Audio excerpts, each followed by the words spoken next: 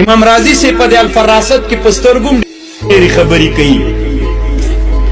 ابن اقلیمون چې دا نقشه وکتله عکس نو ورته ویلي دا سړی چې دا زنا سره ډېره جوړه ده، طبیعت کې زنا ډېر خوند ورکوي. شاګردان ورته ویلي قمقل قمقل غږېږي، دا ته وپېژانده؟ وی نه، وی دا سقراط ته دي، موږ د هغه شاګردان یو، سپکه خبر دې وکړئ، موږ استاذ ته څنګه وایي چې زنا خوښوي؟ شاګردانو خوشکه به نه کوئ، ما علمي خبر کړی، طبیعت غریزي یې دا ده چې د زنا ډېره خوښه ده. قناعت یې ور شاګردان راغلل سقراط ته ویلي موږ نن اقلیمون ته ورغلي یو، د تا عکس مو جوړ کړی وي.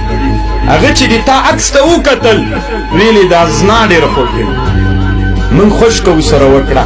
سقراط ورته ویلي شاګردانو ته، وي شاګردانو سړی ډېر لوی عالم ده، رښتیا یې درته ویلي، د ما فطرت غریزي دا ده چې زنا ډېر خوند راکوي، خو کړې مې نه ده. ما مقابله کړې په فطرت، الله چې پیدا کړی یم د زنا محب پیدا کړی یم، خو